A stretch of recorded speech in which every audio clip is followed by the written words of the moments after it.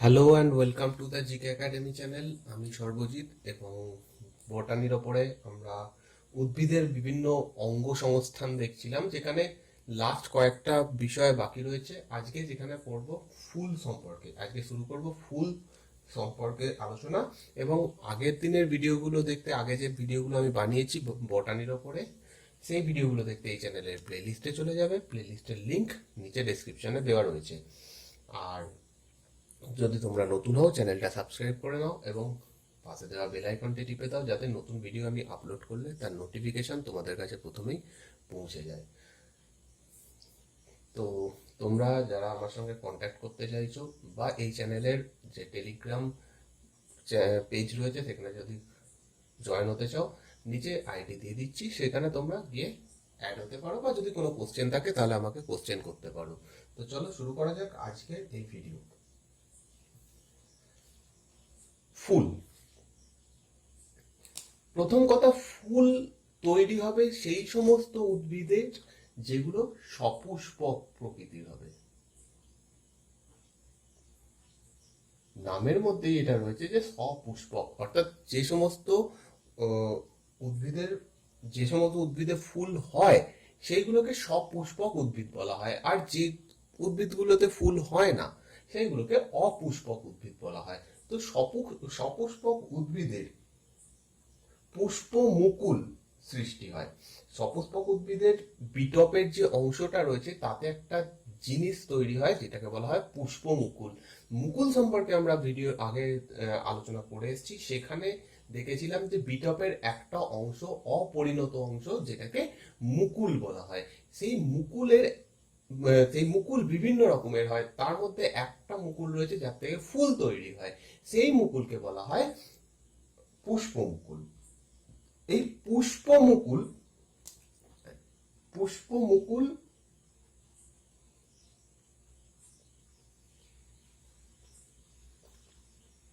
প্রস্ফুটিত হয়ে ফুল তৈরি করে। যে পুষ্প মুকুলটা তৈরি হয় তার থেকেই ফুল তৈরি হয়। ফুলের মেন কাজ হচ্ছে উদ্ভিদের জনন এবং বংশ বিস্তারে সাহায্য করা। জনন ও বংশ বিস্তার,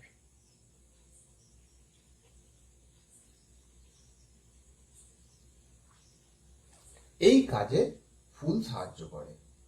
এই কারণে উদ্ভিদের ফুলকে জনন অঙ্গ বলা হয়। উদ্ভিদের ফুলকে বলা হয় জনন অঙ্গ।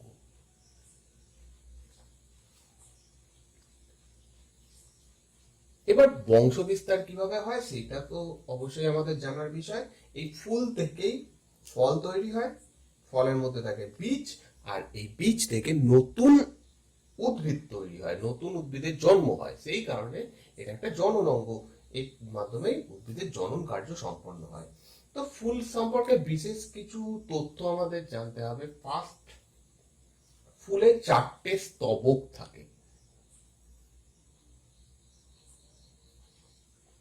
ফুলে 4টে স্তবক থাকে। প্রথম হচ্ছে বৃতি,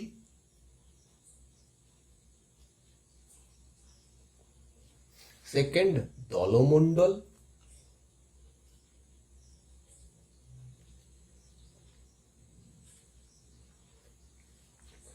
থার্ড পুংকেশর বা পুংস্তবক।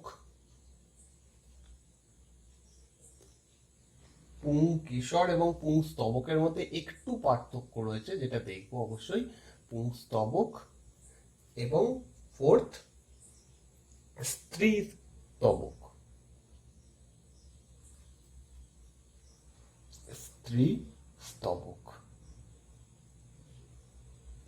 বৃতি, দলমণ্ডল, পুংস্তবক এবং স্ত্রী স্তবক, এই চারটে হচ্ছে ফুলের মূল অংশ, বা এগুলোকে একত্রিতভাবে স্তবক বলা হয়। ফুলের পুংস্তবক এবং স্ত্রী স্তবক, এই দুটো হলো জনন স্তবক বা অপরিহার্য স্তবক। এই দুটোকে একত্রিত ভাবে বলা হয় জনন স্তবক বা অপরিহার্য স্তবক, কারণ এইটার থেকেই ফল তৈরি হয় বা এইটাই জনন অঙ্গ হিসেবে কাজ করে।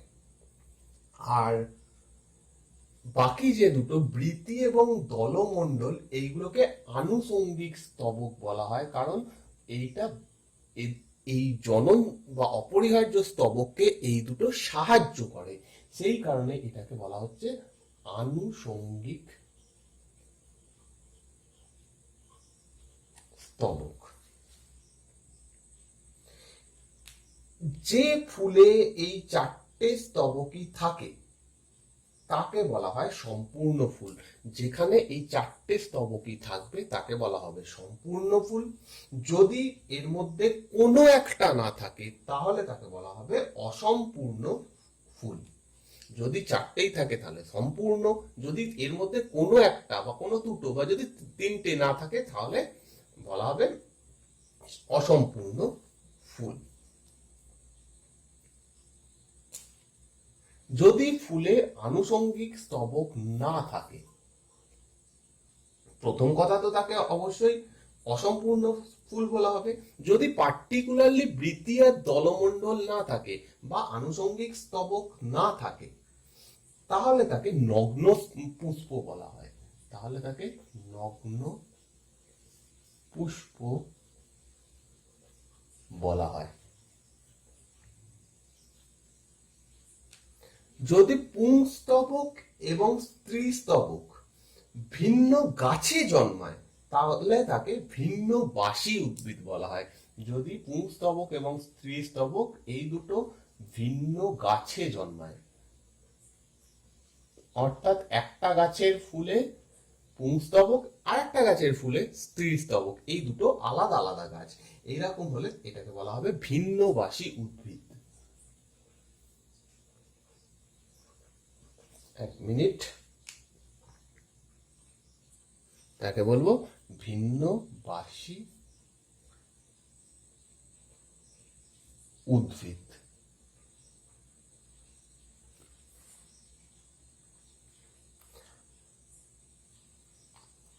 ভিন্নবাসী উদ্ভিদ বলা হবে।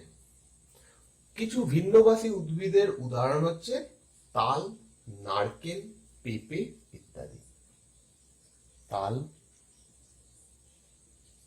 নারকেল, পেঁপে, এই সমস্ত উদ্ভিদের ক্ষেত্রে ভিন্ন ভিন্ন গাছে পুংস্তবক এবং স্ত্রীস্তবক থাকে। আবার যদি একই গাছের ফুল এবং একই গাছে পুরুষ ফুল এবং স্ত্রী ফুল জন্মায় বা একই গাছে যদি পুংস্তবক বা স্ত্রীস্তবক থাকে তাকে সহবাসী উদ্ভিদ বলা হয়। একই গাছে হলে একে সহবাসী উদ্ভিদ বলা হয়। উদাহরণ লাউ, কুমড়ো, এই ধরনের উদ্ভিদগুলোতে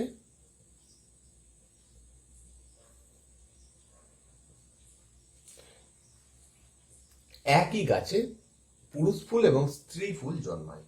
আবার একই গাছে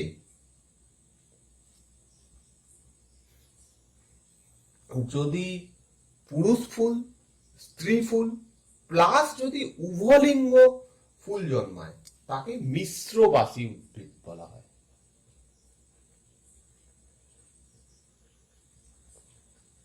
অনেক ফুল রয়েছে যেখানে একটাই ফুলের মধ্যে পুংস্তবক আবার স্ত্রীস্তবক হয়। অনেক গাছ রয়েছে যেখানে দুটো আলাদা আলাদা ফুলে হয়।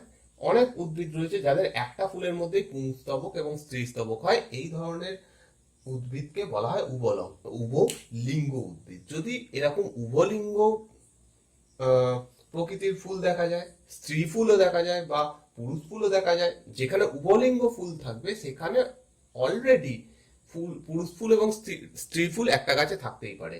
যাই হোক, সেটা আলাদা একটা ব্যাপার যে একই গাছে যদি দুটোই ফুল থাকে তাকে সহবাসী উদ্ভিদ বলেছি। মিশ্রবাসী একটু আলাদা সেখান থেকে, কারণ সেখানে উভলিঙ্গ ফুল থাকতে পারে। এই ধরনের ফুল যদি, এই ধরনের গাছকে বলা হয় মিশ্রবাসী উদ্ভিদ। যেমন আম গাছ, আম গাছ এরকম একটি মিশ্রবাসী উদ্ভিদের উদাহরণ। অনেক সময় ফুল মাটির নিচের অংশে জন্মাতে পারে।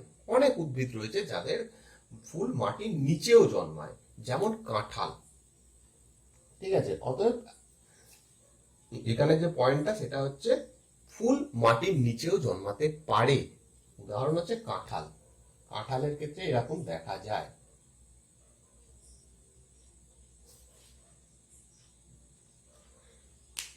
ওকে, এবার একটি আদর্শ ফুলের বিভিন্ন অংশ দেখতে হবে।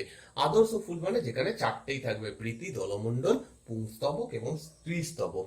এইরকম একটা উদ্ভিদের ক্ষেত্রে আমরা দেখব তার কোনটাকে পুংস্তবক বলা হয়, কোনটাকে স্ত্রীস্তবক বলা হয়, কোনটাকে বৃতি বলা হয়, কোনটাকে দলমণ্ডল বলা হয়। আমাদের কাছে খুব কমন একটা ফুল রয়েছে যেটা একটা আদর্শ ফুল, যার নাম হচ্ছে জবা। তাই জন্য অধিকাংশ ক্ষেত্রে জবা গাছকে বা জবা ফুলকেই আমরা আদর্শ ফুলের সংজ্ঞা হিসেবে দেখি এবং সেটাকেই আমরা ভাগ করে আলোচনা করি। তো জবা গাছের যে ফুল সেটা একটা আদর্শ ফুল। তো প্রথমেই বলা হলো যে আদর্শ ফুল কাকে বলা হবে, যে ফুলের সব অংশ অর্থাৎ বৃতি, দলমণ্ডল, পুংস্তবক এবং স্ত্রীস্তবক চারটেই থাকবে একসাথে, তাকে আদর্শ ফুল বলা হবে। তো একটা আদর্শ ফুলে কি কি অংশ থাকে? প্রথমে একটা আদর্শ উদ্ভিদে থাকবে পুষ্প পুষ্পবৃন্ত। পুষ্পবৃন্ত।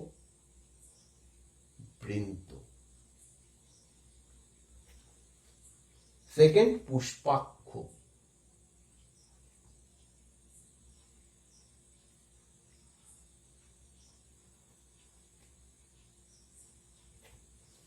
এবং থার্ড, পুষ্পস্তবক। পুষ্পস্তবক। এবং এই পুষ্পস্তবকেরই অংশ হচ্ছে বৃতি, দলমণ্ডল, পুংকেশর এবং স্ত্রীকেশর। এই চারটে জিনিসকে একসাথে বলা হয় পুষ্পস্তবক। তাহলে পুষ্পস্তবকের ভাগ হচ্ছে বৃতি, দলমণ্ডল,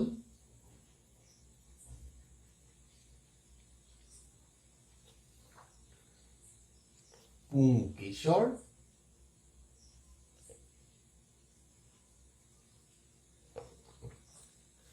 পুংস্তবক। পুংকেশর একটু আলাদা জিনিস, সেটা একটু পরে দেখছি। পুংস্তবক এবং স্ত্রীস্তবক।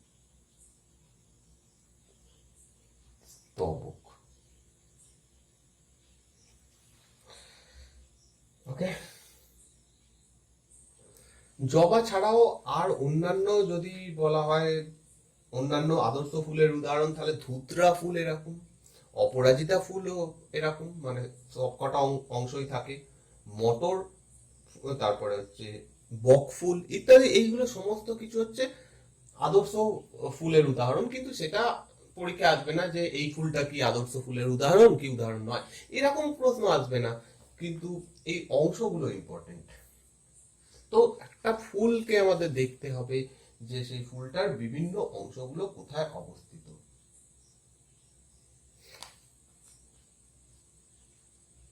তো একটা জবা ফুল আঁকতে হবে, আমি পাশে একটা ছবি অ্যাড করছি, তাতে বোঝা যাবে। প্লাস আমি এখানে একটা আঁকছি কারণ বোঝানোর সুবিধার জন্য, যদিও ছবিটা ঠিকঠাক হবে না কারণ আমি অতটাও ভালো আঁকতে পারি না,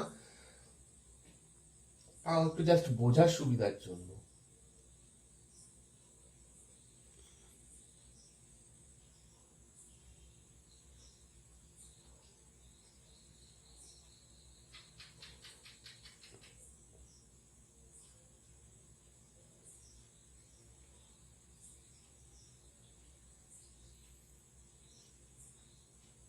এগুলো ধরে নিলাম ফুলের পাপড়ি, যেটাকে আমরা পাপড়ি বলি, ওই জিনিসটা।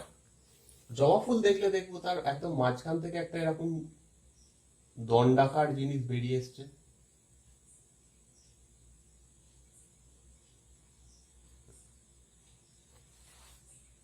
ঠিক আছে, সেটা যদি একটু কেটে দেখি, এরকম জায়গাতে একটা সবুজ অংশ থেকে দেখবো বেরিয়ে এসছে।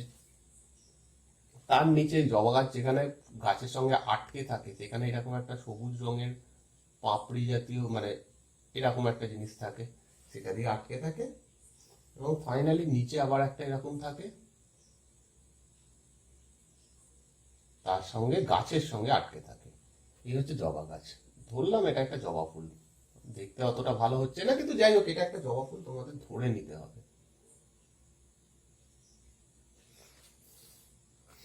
কিছু কিছু জবা ফুলে দেখা যাবে এরকম ডান্ডি একটা রয়েছে, কিছু কিছু ক্ষেত্রে দেখা যাবে এরকম দুটো রয়েছে, পাশ থেকে আর একটা রয়েছে।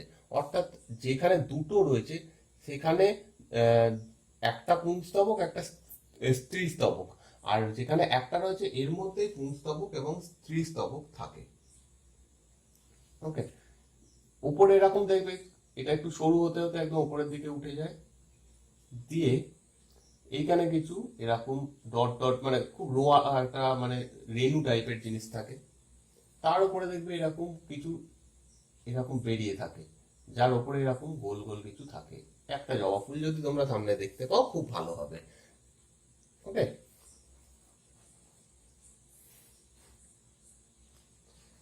একদম নিচে এই অংশটা সবুজ হয়, এই অংশটা পুরো সবুজ হয়,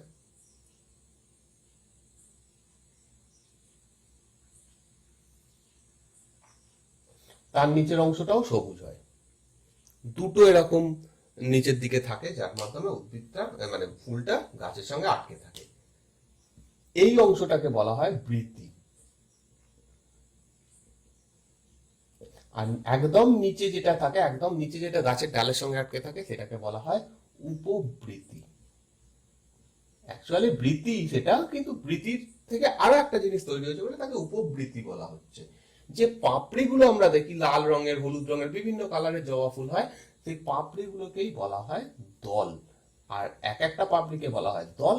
যতগুলো পাপড়ি একসাথে রয়েছে সেগুলোকে বলা হয়, সব কটাকে একত্রে নিয়ে বলা হচ্ছে দলমণ্ডল। আর এখানে যে ডান্ডিটা উপরের দিকে ওঠে, একটা দণ্ডাকার জিনিস, যেটা গাছের ফুলের একদম ভেতর থেকে উপরের দিকে উঠছে, দিয়ে উপরে একদম উপরে একটা রেণু জাতীয় জিনিস থাকে, সেটাকে বলা হচ্ছে পুংস্তবক। পুংস্তবক। এবং একদম উপরে যে একটা কয়েকটা এরকম বেরিয়ে থাকে, যার উপরে গোল গোল কিছু জিনিস থাকে, এই জায়গাটাকে বলা হচ্ছে স্ত্রীস্তবক। স্ত্রীস্তবক। ওকে, তো এই জিনিসগুলো একটু একটু দেখে নেবো, এগুলোর কাজ কি, এটা কি করে, ইত্যাদি ইত্যাদি। তো ফার্স্ট হচ্ছে পুষ্পবৃন্ত সম্পর্কে জানবো। পুষ্পবৃন্ত হচ্ছে যে অংশটার মাধ্যমে ফুল কাণ্ড বা শাখা প্রশাখার সঙ্গে যুক্ত থাকে, সেই জায়গাটাকে বলা হয় পুষ্পবৃন্ত। মানে এই জিনিসটাই আরো বড় হয়ে এরকম কোন একটা শাখার সঙ্গে আটকে থাকে, এরকম ভাবে কোন একটা শাখার সঙ্গে গিয়ে আটকে থাকে। এই জায়গাটাকে বলা হচ্ছে পুষ্পবৃন্ত। তার উপরে এই অংশটাকে বলা হচ্ছে উপবৃতি।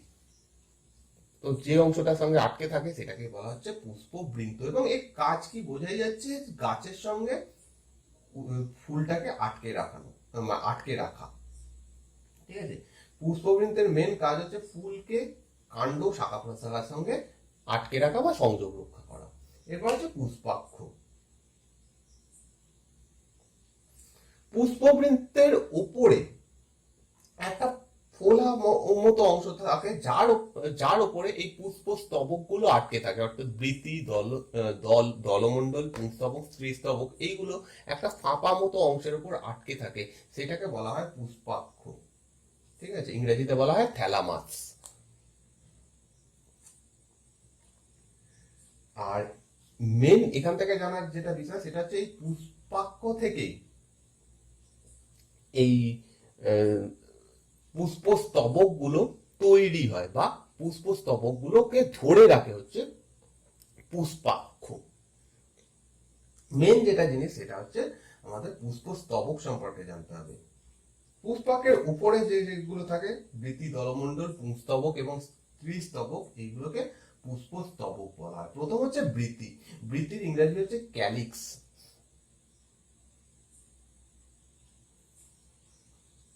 ক্যালিক্স।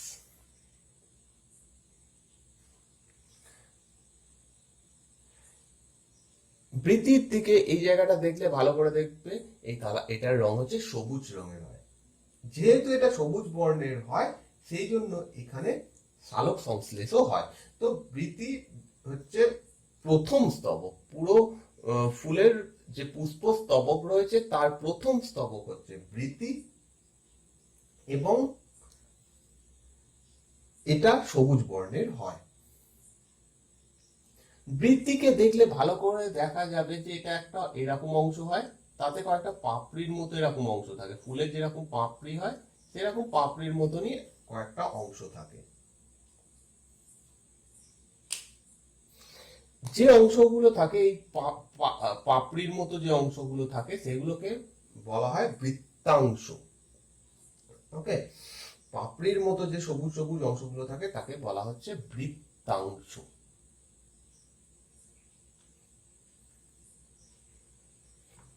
আর পুরোটাকে একত্রিত ভাবে বলা হয় বৃতি।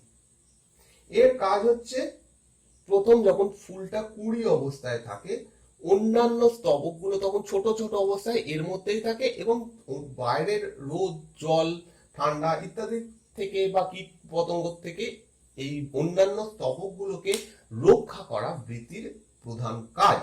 যখন ফুলটা ছোট থাকে তখন এই কাজটা সে করে।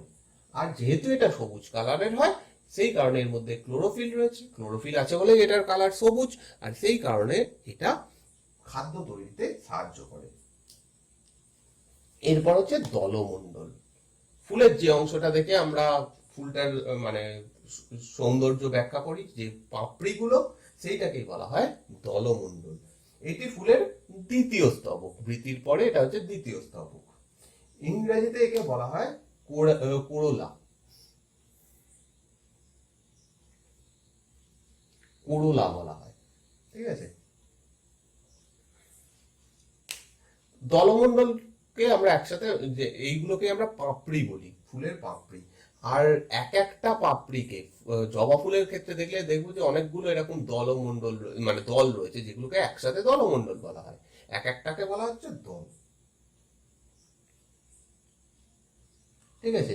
আর এই এক একটা দলকেই আমরা পাপড়ি বলি অ্যাকচুয়ালি, ঠিক আছে। এটা একটা পাপড়ি, এটা একটা পাপড়ি, এরকম করে বলি, তো পাপড়ি বলা হয়। পাপড়ির ইংরেজি হচ্ছে পেটালস। এর কাজ হচ্ছে পুংস্তবক এবং স্ত্রী স্তবককে রক্ষা করা। প্লাস এটার যেহেতু বর্ণ উজ্জ্বল রঙের হয়, লাল, হলুদ, বিভিন্ন উজ্জ্বল বর্ণের হয়, সেই কারণে কীট পতঙ্গকে এরা আকৃষ্ট করে। আর কীট পতঙ্গ ফুলের ওপর বসে পরাগ সংযোগ ঘটে। অর্থাৎ এই স্ত্রী স্তবক এবং পুংস্তবকের সঙ্গে সংযোগ রক্ষাটা হয় যদি এর ওপর কোনো বসে, মানে কীট পতঙ্গ বসে। বা এরকমও হতে পারে যে কোনো ফুলে শুধু পুংস্তবক রয়েছে, স্ত্রী স্তবক নেই, পাশে আর একটা ফুলে স্ত্রী স্তবক রয়েছে, পুংস্তবক নেই, তখন একটা কীট পতঙ্গ, প্রজাপতি ইত্যাদি এসে যদি এখানে বসে, এখানে যে রেণুগুলো রয়েছে সেগুলো তার গায়ে আটকে যায়, পুংস্তবকগুলো আটকে যায়, সেটা গিয়ে যখন স্ত্রী স্তবক অর্থাৎ স্ত্রী ফুলটার ওপর গিয়ে বসে, সেই রেণুগুলো ওখানে গিয়ে আটকে যায়, তার ফলে পরাগ সংযোগ ঘটে। তো এই পরাগ সংযোগের জন্য এই এগুলো দলগুলো একে আকৃষ্ট করে, বিভিন্ন কীট পতঙ্গকে আকৃষ্ট করে। তো মেন কাজ হচ্ছে বংশ বিস্তার করা। আর পুংস্তবকের ইংরেজি হচ্ছে অ্যান্ড্রোসিয়াম।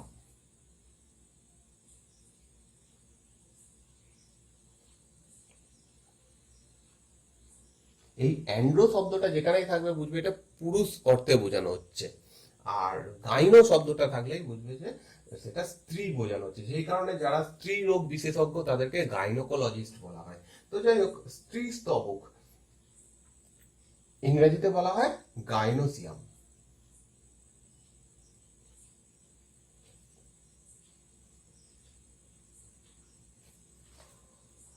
এটা ফুলের চতুর্থ স্তবক, এবং এটার কাজ কি, এই পুংস্তবক এবং স্ত্রীস্তবক উভয় মিলে পরাগ সংযোগ ঘটিয়ে নতুন ফল তৈরি করে বা নতুন উদ্ভিদ তৈরি করে। এইটাই হচ্ছে এদের মেন কাজ। এই গেল হচ্ছে ফুল। এরপর রয়েছে ফল। এই জিনিসগুলো খুবই ছোট ছোট জিনিস, তো একবারে শেষ করে দিচ্ছি অনেকগুলো ভিডিও না করে। এবার হচ্ছে ফল সম্পর্কে কিছু জিনিস দেখে নেব। ফল,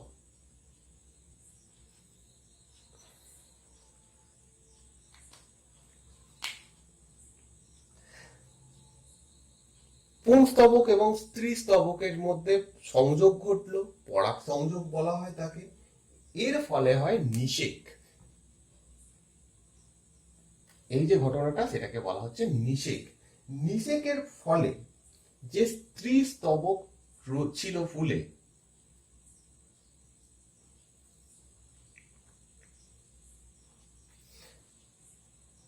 স্ত্রী স্তবকের মধ্যে একটা জিনিস থাকে যাকে বলা হয় ডিম্বাশয়। এটা স্ত্রী স্তবকের ভেতরের থাকে। এই ডিম্বাশয়টা ফলে পরিণত হয়।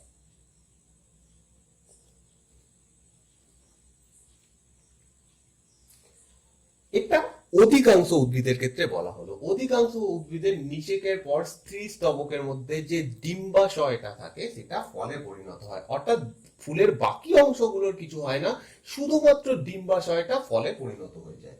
আবার এমন কিছু উদ্ভিদ রয়েছে তার অন্যান্য অংশগুলো যেমন বৃতি, দলমণ্ডল, এগুলোও পরিবর্তিত হয়ে ফলে পরিণত হয়। এরম নয় যে শুধুমাত্র ডিম্বাশয়ই ফলে পরিণত, হ্যাঁ কিছু কিছু উদ্ভিদের ক্ষেত্রে এটা হয়, কিন্তু আবার কিছু কিছু উদ্ভিদ রয়েছে যাদের ক্ষেত্রে ফুলের বাকি অংশগুলো পরিবর্তিত হয়ে ফলে পরিণত হয়।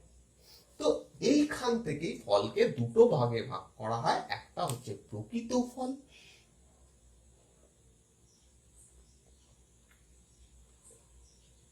এবং সেকেন্ড হচ্ছে অপ্রকৃত ফল।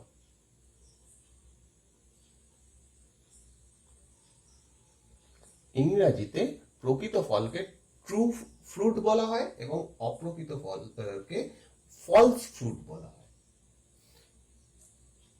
প্রকৃত ফল হচ্ছে যখন কেবলমাত্র ডিম্বাশয় পরিবর্তিত হয়ে ফল তৈরি হয়, তখন তাকে প্রকৃত ফল বলা হয়। আমি এখানে যে ডায়াগ্রামটা বানিয়েছি সেইটা যখন হবে, যে উদ্ভিদে এটা হয় সেগুলোকে, তার ফলে যে ফলগুলো তৈরি হয় সেগুলোকে প্রকৃত ফল বলা হয়। শুধুমাত্র নিষেকের পর স্ত্রী স্তবকের মধ্যে ডিম্বাশয়টা ফলে পরিণত হয়, তখন তাকে প্রকৃত ফল বলা হবে। উদাহরণ আম, জাম, পেয়ারা ইত্যাদি প্রকৃত ফলের উদাহরণ। আম, জাম, পেয়ারা ইত্যাদি। এবার হচ্ছে অপ্রকৃত ফল। ডিম্বাশয়ের সঙ্গে ফুলের অন্যান্য অংশ যেগুলো রয়েছে যেমন পুষ্পাক্ষ, বৃতি, দলমণ্ডল, এইগুলো পরিবর্তিত হয়ে যদি ফল তৈরি হয় তাকে অপ্রকৃত ফল বা ফলস ফ্রুট বলা হয়। উদাহরণ চালতা, কাঁঠাল, তারপরে আনারস, এই সমস্ত হচ্ছে ফলস ফ্রুট বা অপ্রকৃত ফলের উদাহরণ। আচ্ছা, তারপরে আপেল। আপেলও একটি অপ্রকৃত ফল।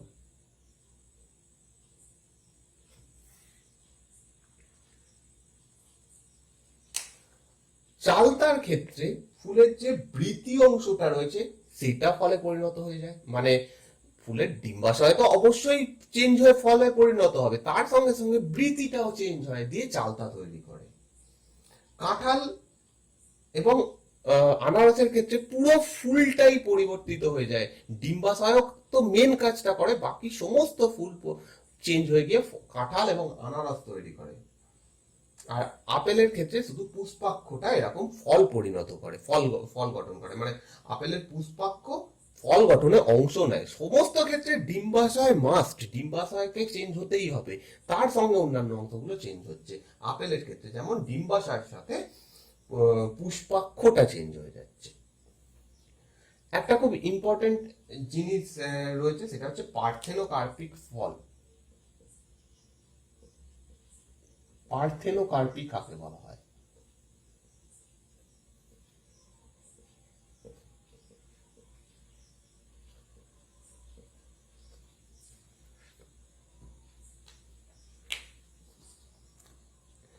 নর্মালি কি হয়, নিষেকের পরে স্ত্রী স্তবকের মধ্যে ডিম্বাশয় বা ডিম্বাশয় ফলে পরিণত হয়, বা ডিম্বাশয়ের সাথে সাথে অন্যান্য অংশগুলো ফলে পরিণত হয়।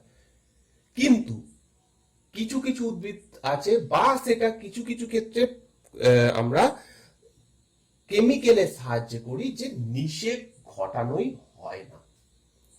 কিছু কিছু ক্ষেত্রে এই নিষেকটা হয় না, তার সত্ত্বেও ডিম্বাশয় ফলে পরিণত হয়ে যায়। এই ঘটনার ফলে যে ফলগুলো তৈরি হয় তাকে পার্থেনোকার্পিক ফল বলা হয়। যে সমস্ত ক্ষেত্রে নিষেক ব্যাপারটাই ঘটে না, স্ত্রীস্তবক তো তথাপি নিষেক না ঘটা সত্ত্বেও স্ত্রীস্তবকের ডিম্বাশয়টা ফলে পরিণত হয়ে যায়, তাকে পার্থেনোকার্পিক ফল বলা হয়। এটা নর্মালি হয় না, কারণ নিষেক অবশ্যই ইম্পর্টেন্ট। নিষেক ছাড়া কোনোদিনই ফল তৈরি হতে পারে না, কিন্তু আমরা সেটা করে থাকি, মাঝে মাঝে এরকম করে থাকি যে নিষেক ঘটালামই না, ডাইরেক্ট মানে সেটা আর্টিফিশিয়ালি করা হয়।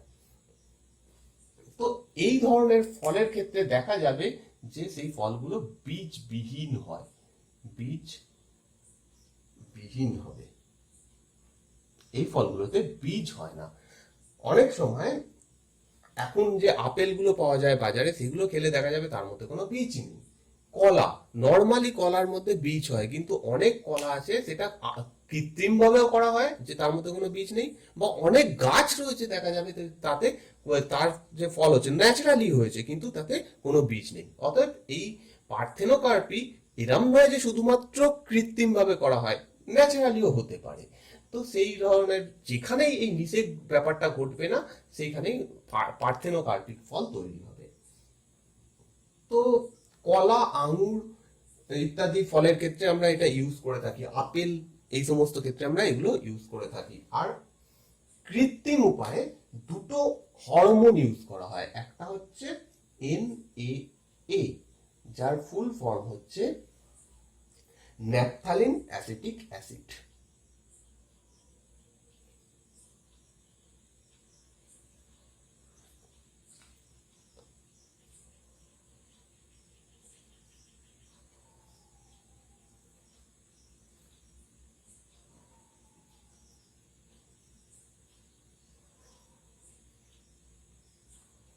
আর একটা হচ্ছে IBA। এই দুটো খুব ইম্পর্টেন্ট, এই দুটো প্রচন্ড বেশি ইম্পর্টেন্ট পরীক্ষার জন্য। IBA হচ্ছে ইন্ডোল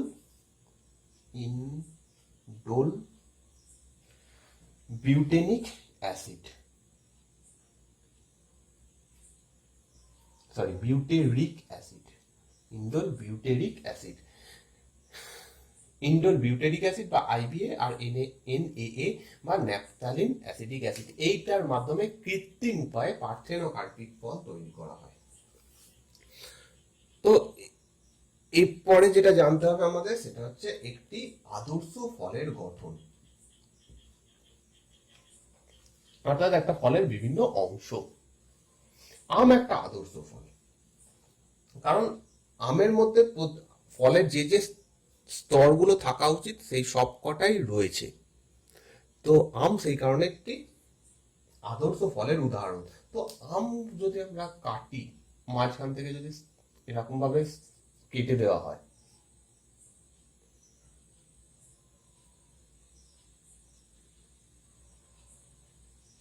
এরকম একটা জিনিস, খুবই বাজে ছবি আসছে জানি, আমি পাশে ছবি অ্যাড করছি, বুঝতে পেরে যাবে। তাহলে এই জায়গাটা এরকম ভাবে থাকে, যাকে আমের চোখলা বলা হয়, বা অনেক অনেক ভাষাতে অনেক কিছু বলে। বাইরের অংশটা, এটা শ্বাস অংশটা একদম মাঝখানে থাকে, যেটাকে আমরা আঁটি বলি। যদি আমি মাঝখান থেকে এরকম ভাবে কেটে দিই, দুটোকে সমান ভাবে ভাগ করে দিই, তাহলে এরকম একটা জিনিস দেখতে পাবো। ঠিক আছে, আঁটিটার চারদিকে একটা একটু হালকা অংশ থাকে, এরকম রোয়া রোয়া অংশ থাকে। এটা হচ্ছে আমের, এভাবে কাটা যায়।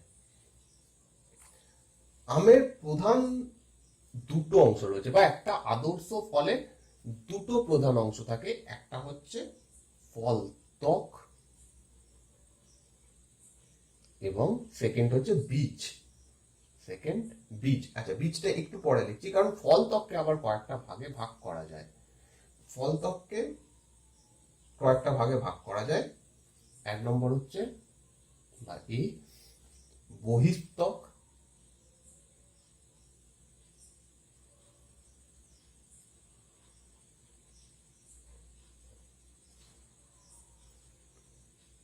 সেকেন্ড বি মধ্যস্থক,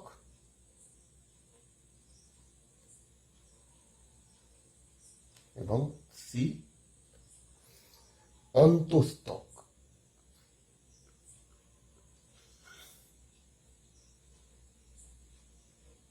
ওকে, আর সেকেন্ড অংশ হচ্ছে বীজ।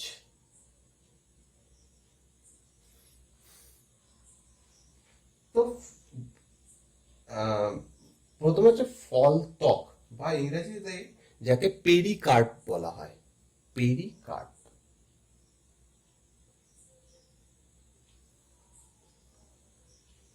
ওকে,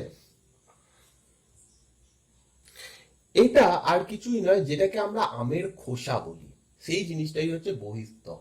বাইরের যে খোসা অংশটা, যে অংশটা আমরা খাই না, সেই অংশটাকে বলা হচ্ছে বহিঃস্থক বা এক্সোকার্প, ইংরেজিতে বলা হয় এক্সোকার্প।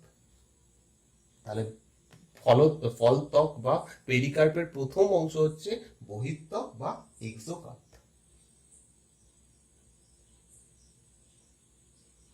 আমরা যেটা খোসা অংশটাকে বাদ দিয়ে দিই, সেই অংশটাই হচ্ছে বহিঃস্থক। মাঝখানে রয়েছে মধ্যত্বক বা মেসোকার্প।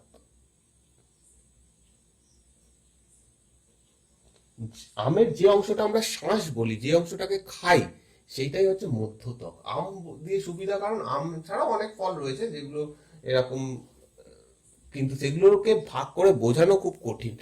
আমকে সহজে বোঝানো যায়, তাই জন্য অধিকাংশ ক্ষেত্রে আমকে ইউজ করা হয়। তো যাই হোক, মধ্যস্থক যে অংশটা আমরা শ্বাস হিসেবে খাই, সেই অংশটা হচ্ছে মধ্যস্থক। এবার আটির কাছে একটা রোঁয়া রোঁয়া অংশ থাকে, সেটাকে বলা হয় অন্তস্তক। ঠিক আছে, মেন যে বীজটা, আটিটাকেও যদি আবার কেটে দিই, তাহলে দেখবো ভেতরে একটা সরু সাদা রঙের অংশ রয়েছে, অ্যাকচুয়ালি ওইটা হচ্ছে বীজ। উপরে আটি যে শক্ত অংশটা, সেটা অ্যাকচুয়ালি অন্তস্তক বা এন্ডোকার্প।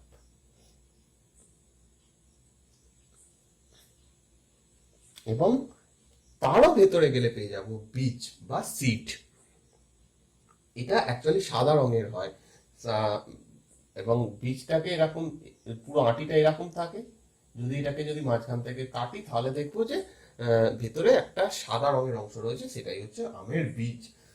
আমের বীজে দুটো বীজপত্র থাকে, সেই কারণে আম একটা দ্বিবীজপত্রী উদ্ভিদ। বীজপত্র কি, সেটা একটু পরে বীজ চ্যাপ্টারে দেখবো। ঠিক আছে, আম একটা দ্বিবীজপত্রী উদ্ভিদ। এছাড়াও ফলকে আরো 3 ভাগে ভাগ করা যায়। ঠিক আছে, প্রথম যে ভাগটা দেখলাম, যে প্রকৃত ফল, ট্রু ফ্রুট আর ফলস ফ্রুট। এছাড়াও ফলকে 3 ভাগে ভাগ করা যায়, সেটা হচ্ছে সরল, সরি, একক ফল, সেকেন্ড গুচ্ছিত ফল, আর থার্ড হচ্ছে যৌগিক ফল। যেখানে শুধু উদাহরণ জেনে রাখলে হবে, এক্সট্রা কিছু জানা নেই, কারণ যদি এক্সট্রা জানতে হয় ওটার থেকে, মানে বুঝতে হয়, তাহলে অনেকটা ডিপে যেতে হবে, যেটা আমাদের দরকার লাগবে না। আরো 3 ভাগে ভাগ করা যায়। একটা হচ্ছে একক ফল, একক ফল। আম, মটর, ধান, এগুলো সমস্ত একক ফলের উদাহরণ। ঠিক আছে, এটা কিভাবে উৎপত্তি হয় সেই অনুযায়ী এটাকে ভাগ করা হয়। সেকেন্ড হচ্ছে গুচ্ছিত ফল, যেটা গুচ্ছ আকারে থাকে, সেইগুলোকে গুচ্ছিত ফল বলা হয়। যেমন আতা, আতা একটা গুচ্ছিত ফলের উদাহরণ। তারপরে আঙুর একটা গুচ্ছিত ফলের উদাহরণ। এরপরে থার্ড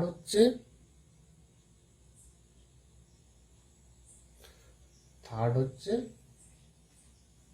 যৌগিক ফল।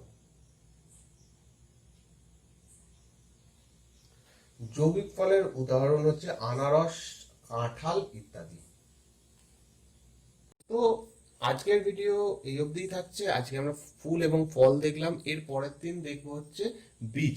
সেই অংশটা করে নিলেই আমাদের ফলের, এই উদ্ভিদের গঠন যে চ্যাপ্টারটা, সেটা শেষ হয়ে যাবে। এরপরে আমরা নতুন কোনো চ্যাপ্টার শুরু করব, নতুন কোনো চ্যাপ্টার শুরু করতে পারবো। তো এই ভিডিওটা যদি ভালো লাগে অবশ্যই লাইক, এবং যদি তোমরা নতুন হও তাহলে চ্যানেলটা সাবস্ক্রাইব করে নিও। So thank you for watching this video.